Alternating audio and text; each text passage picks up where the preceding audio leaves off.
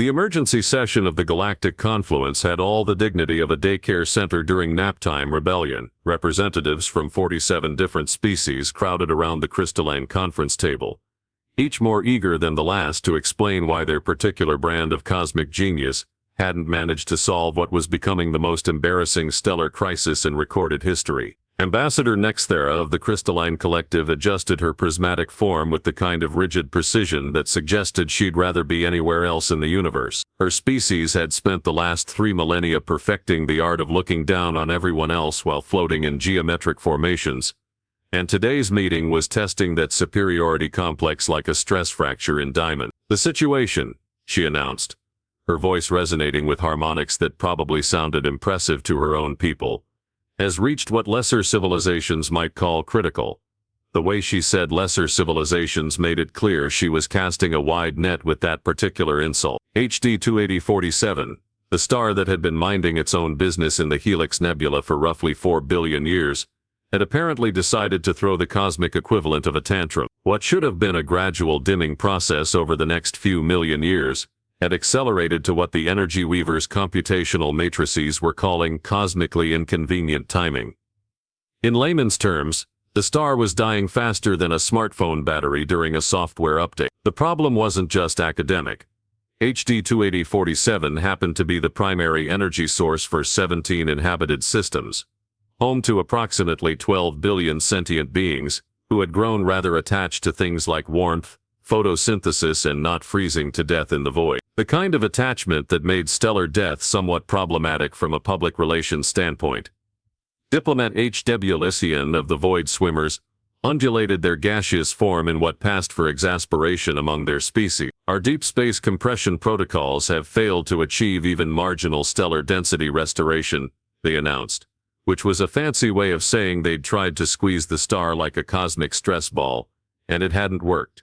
The Void Swimmers were particularly bitter about this failure. Their civilization had spent eons mastering the art of swimming through space-time like it was a particularly thick soup, manipulating matter at the quantum level, with the casual ease most species reserved for breathing. Having their stellar compression fields bounce off HD 28047 like soap bubbles hitting a brick wall was the kind of professional embarrassment that would haunt their collective consciousness for generations. "Perhaps," suggested Engineer Primal Tfex of the Energy Weavers, with the tone of someone who'd clearly run out of better ideas, "the quantum fusion injection matrix requires recalibration." The Energy Weavers had built their entire reputation on being able to coax fusion reactions out of anything more substantial than cosmic dust. They could make a hydrogen atom dance the tango if properly motivated. Yet HD 28047 had shrugged off their best fusion enhancement technology like it was a mild suggestion, rather than the concentrated scientific achievement of an entire civilization. The temporal dilation specialists from the 9th Dimensional Collective had tried next, reasoning that if they couldn't fix the star's energy output, they could at least slow down time around it until someone figured out a better solution. This had resulted in what their official report diplomatically termed unexpected chronological complications, which translated to accidentally aging half their research team by several centuries, while the star continued its death spiral at normal temporal speed. As species after species detailed their failures with increasingly creative euphemisms, uncomfortable truth began settling over the assembly like cosmic radiation. Perhaps the most advanced civilizations in the galaxy weren't quite as advanced as their press releases suggest. The hegemony of perfect thought had tried reasoning with the star, operating under the theory that sufficient intellectual discourse could convince HD 28047 to reconsider its life choices. The star had responded to their philosophical arguments with the cosmic equivalent of a shrug. The biomechanical synthesis had attempted to introduce artificial stellar organisms designed to boost the star's metabolic processes, which had worked about as well as trying to cure a heart attack with caffeinated bacteria. Even the notoriously arrogant psionic dominion had thrown their considerable mental powers at the problem, only to discover that stars, unlike most sentient beings, were remarkably resistant to telepathic suggestion. Ambassador Nexthera's crystalline structure flickered with what might have been embarrassment if the Crystalline Collective acknowledged such base emotion. "Unprecedented nature of this challenge," she began, each word seeming to cause her physical pain. "The confluence may need to consider consulting with alternative technological perspectives." The silence that followed could have powered a small... Are you suggesting, asked Engineer Prime Oltfex slowly, that we contact the humans? The word humans hung in the recycled atmosphere like an accusation. These were the same humans who had only recently figured out how to leave their own solar system without blowing themselves up. The species that used controlled explosions for transportation and apparently viewed duct tape as a legitimate engineering solution. Ambassador Nexthera's form dimmed several wavelengths. The confluence acknowledges that certain primitive approaches might offer perspectives that our advanced methodologies have not considered, which was possibly the most diplomatic way anyone had ever said, maybe we should ask the cosmic equivalent of toddlers with wrenches in galactic political history. The human who stepped off the transport shuttle at Helix Station looked exactly like what 47 advanced civilizations had expected. Disappointingly ordinary, no crystalline enhancement matrices, no gaseous form manipulation, no visible psionic amplifier, just a bipedal primate in what appeared to be a modified jumpsuit, carrying a toolkit that seemed to have been assembled from spare parts and optimistic thinking. Elena Voss had earned her reputation the hard way by being the kind of engineer who could jury-rig a warp drive with scavenged antimatter containment units, and what her colleagues generously called creative safety protocol. The kind of human who looked at impossible problems and responded with the cosmic equivalent of hold my beer and watch this. The welcoming committee had clearly spent considerable effort trying to appear diplomatically enthusiastic while maintaining their species' natural superiority complex. Ambassador Nexthera's crystalline form had been polished to what was probably meant to be an impressive shine, though the effect was somewhat undermined by her obvious reluctance to be within the same star system as a human engineer. Voss, she began, her harmonic voice carrying undertones that suggested she was reading from prepared remarks. The Confluence appreciates your willingness to examine our Stellar Maintenance Challenge. Stellar Maintenance Challenge was possibly the most bureaucratic way anyone had ever described the impending death of 17 solar systems. But humans had dealt with worse euphemisms from their own governments. Dr. Voss nodded politely while checking her equipment readings. Right. So you've got a star that's decided to pack it in ahead of schedule, and 47 different flavors of advanced civilization can't figure out why standard stellar engineering isn't working. The way she summarized several hours of technical briefings into a single sentence made Engineer Prime Oltfex's energy matrices flicker with what might have been irritation. The quantum fusion enhancement protocols represent millions of years of theoretical development, he pointed out, with the tone of someone who'd spent those millions of years personally. I'm sure they do, Voss replied, already pulling up stellar analysis data on her decidedly non-quantum tablet, and I bet they work great on normal stars that are dying for normal reasons. This was the kind of observation that would have been considered profound if it had come from a crystalline collective philosopher after several centuries of meditation. Coming from a human with dirt under her fingernails, it was vaguely insulting. The journey to HD 247 system took 3 days aboard a void swimmer transport vessel, which gave Dr. Voss ample time to review the failed intervention attempts while her alien escorts explained, in increasingly condescending detail, exactly how sophisticated their unsuccessful solutions had been. The temporal dilation matrix operates on 17-dimensional mathematical principles, explained Chronarch Belthus of the 9th Dimensional Collective, projecting what appeared to be the cosmic equivalent of a PowerPoint presentation. Simplified explanation. Dr. Voss glanced at the equations floating in holographic space around them. Oh, I get it. You tried to slow down time around the star so you'd have more time to figure out what's actually wrong with it. The fact that she'd summarized 17 dimensions of advanced mathematics into a single sentence that actually made sense seemed to disturb the Chronarch more than if she'd admitted complete ignorance. The approach was somewhat more nuanced than that, Belthus replied stiffly. Sure, but that's the basic idea, right?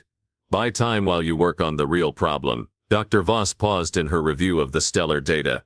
Except you never actually figured out what the real problem was. This observation hung in the transport's recycled atmosphere like an accusation. The assembled representatives of galactic civilization had spent months throwing increasingly sophisticated solutions at HD 247, without actually understanding why it was dying in the first place. It was the cosmic equivalent of treating symptoms while ignoring the disease. When they finally arrived at the HD 247 system, Dr. Voss spent her first day doing something that apparently hadn't occurred to any of the previous intervention teams.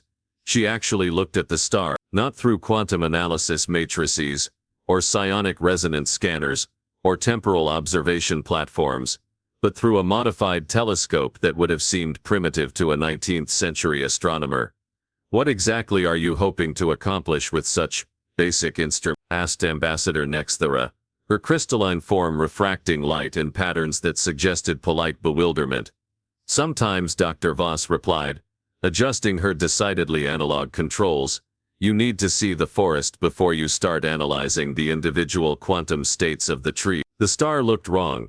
Not in any way that would show up on sophisticated sensor readings or dimensional analysis protocols, but wrong in the way that anyone who'd spent their career working with stellar mechanics would recognize. HD 247 wasn't just dying, it was giving up. The fusion reactions weren't failing due to fuel depletion, or gravitational collapse, or any of the normal stellar death processes that filled the textbooks. They were failing because the star had somehow lost the cosmic equivalent of motivation. "That's impossible," declared Engineer Prime Oltvex, when Dr. Voss shared her preliminary assessment. "Stars don't have psychological states."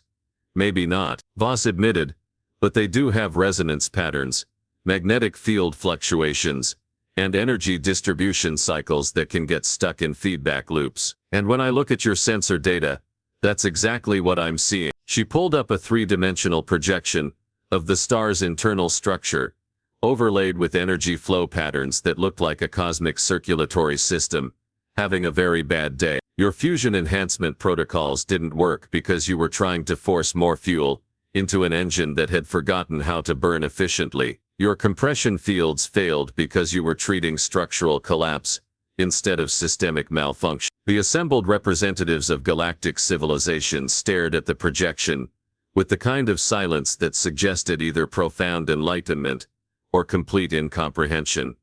"So," Ambassador Nexthera asked carefully, "what would you recommend?" Voss grinned with the kind of expression that had made her colleagues back on Earth very nervous about her engineering projects. "We're going to remind this star how to be a star again." The plan that Dr. Voss outlined to the assembled representatives of galactic civilization was so monumentally simple that it caused what could only be described as a collective intellectual aneurysm across 47 different species. Ambassador Nexthera's crystalline structure actually flickered between several different refractive indices, which was the crystalline collective equivalent of a nervous breakdown. "You want to do?" Engineer Prime Oltvex asked, his energy matrices cycling through patterns that suggested he was either calculating the odds of success or preparing to have Dr. Voss committed to a psychiatric facility.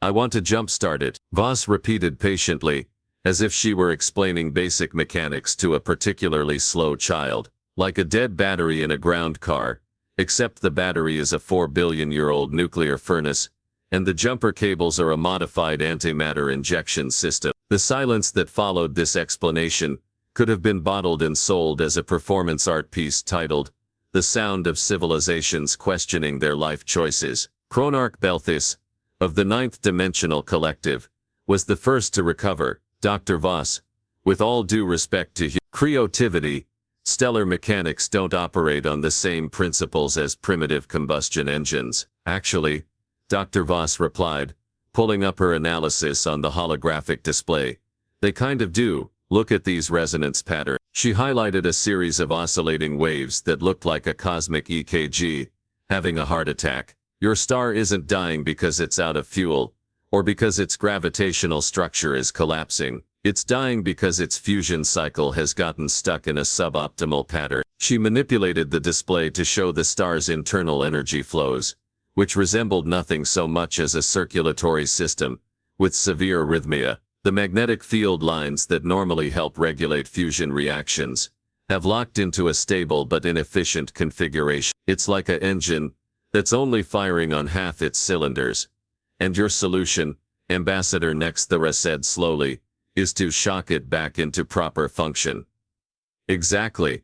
Voss grinned with the enthusiasm of someone who'd just explained why setting things on fire was actually a legitimate problem-solving technique. We introduce a carefully calibrated antimatter pulse directly into the star's core, disrupting the stable magnetic field configuration and forcing the fusion reactions to reset into a more efficient pattern. The representatives of galactic civilization exchanged the kind of looks normally reserved for watching someone propose to juggle live grenades while riding a unicycle over a pit of lava. The risks, Diplomatie Chartusin of the Void Swimmers pointed out with admirable understatement, would seem to include complete stellar collapse, system-wide gamma radiation bursts, and the possibility of accidentally creating a black hole.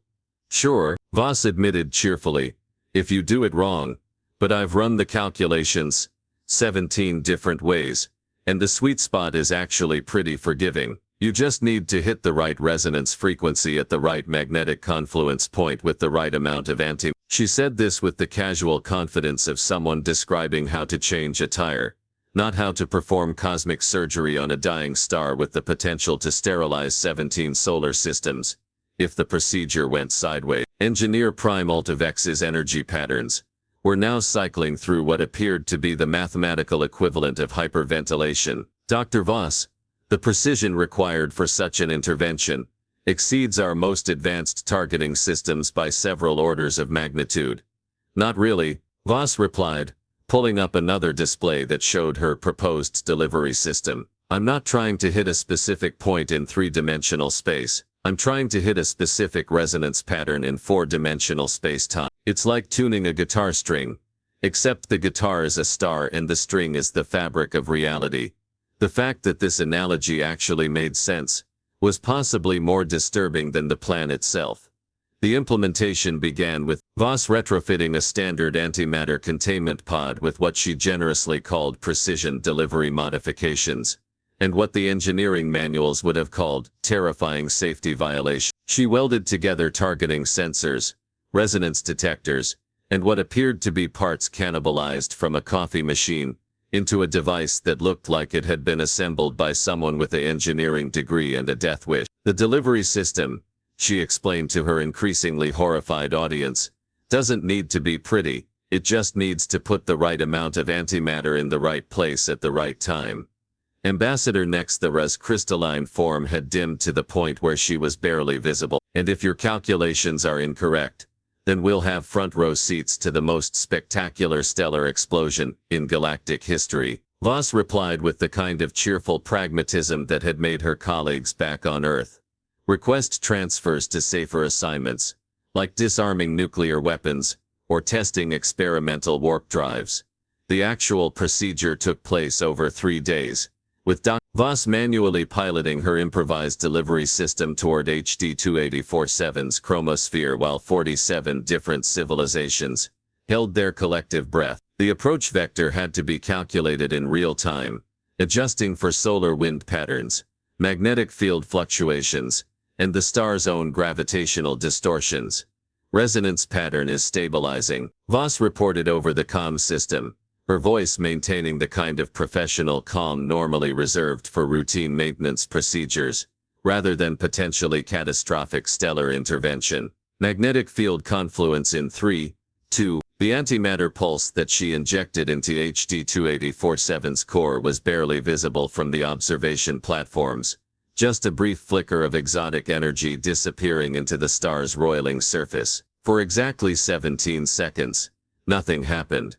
Then HD 284. It was the only word that adequately described what occurred next. The star's entire photosphere rippled like disturbed water.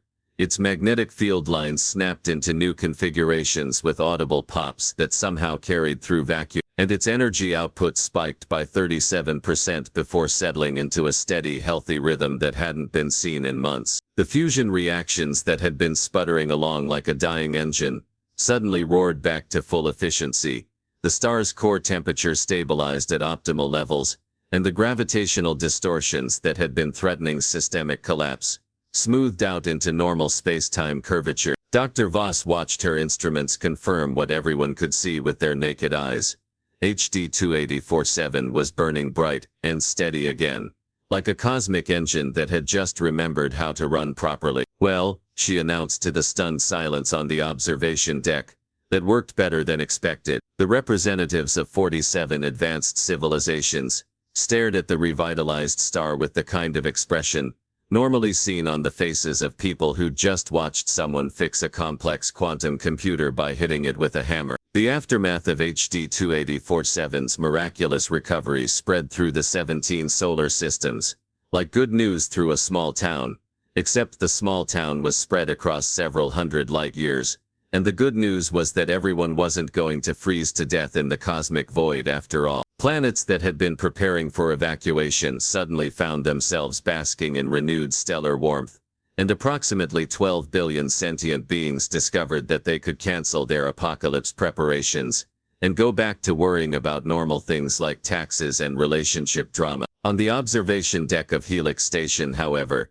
the mood was less celebratory and more resembling a support group for civilizations having an existential crisis. Ambassador Nexthera's crystalline form had been flickering between different refractive patterns for the past hour, which was either a sign of deep contemplation or the crystalline collective equivalent of a nervous tic. "I find myself compelled to ask," she said finally, her harmonic voice carrying undertones of cosmic bewilderment, "how did we miss something so fundamental?" Voss was packing her improvised tools back into their cases, with the kind of casual efficiency that suggested this had been just another day at the office, rather than a procedure that had saved 17 solar systems from extinction. "You didn't miss it," she replied, checking the power levels on her modified antimatter injector.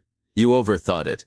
This observation landed in the recycled atmosphere like a philosophical bombshell. Engineer Primal Tex's energy matrices stuttered through several calculation cycles before he managed to form a coherent response. "Our technological approaches were based on millions of years of advanced theoretical framework." "Sure, and those frameworks work great when you're dealing with problems that fit the frameworks," Dr. Voss agreed, sealing her toolkit with what appeared to be actual duct tape. "But sometimes the problem isn't that your technology isn't advanced enough. Sometimes the problem is that you're using advanced technology to solve a simple problem."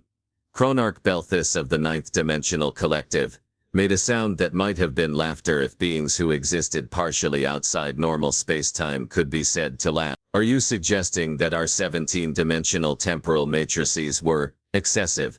"I'm suggesting," Dr. Voss said, shouldering her equipment bag, "that when your car won't start, you check if it has gas before you rebuild the engine." The analogy was so simple, so fundamentally basic, that it achieved the rare distinction of being simultaneously insulting and enlightening to 47 different species at once. The psionic dominion's representative actually withdrew their mental tendrils in what appeared to be embarrassment, while the biomechanical synthesis began recalculating their entire approach to problem-solving. Diplomat et Sid of the Void, swimmers undulated through several emotional configurations before settling on what might have been chagrin. "The confluence will need to reassess our standard intervention protocol." This was possibly the most diplomatic way anyone had ever said, "We need to completely rethink everything we thought we knew about solving problems."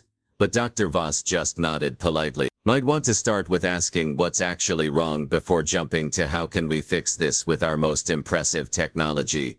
The bureaucratic implications Voss's success were already cascading through the Galactic administration, like a software update that nobody had asked for but everybody desperately needed. Emergency committees were forming to study how a primitive human had succeeded where advanced civilizations had failed. Theoretical frameworks were being hastily revised to account for the possibility that sometimes the most sophisticated solution wasn't the best solution. Academic institutions across 47 different worlds were quietly updating their curricula to include what was being cautiously termed alternative problem-solving methodology. The hegemony of perfect thought had apparently spent the last 6 hours trying to construct a philosophical framework that could explain how reasoning with the star had been the wrong approach, while simultaneously maintaining that their intellectual superiority remained intact. Early reports suggested they were developing theoretical models that involved something called strategic cognitive restraint,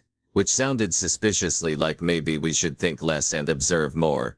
As Dr. Voss prepared to board the transport shuttle that would take her back to human space, Ambassador Nexthera, approached with the kind of careful dignity that suggested she was about to do something that violated several thousand years of crystalline collective protocol.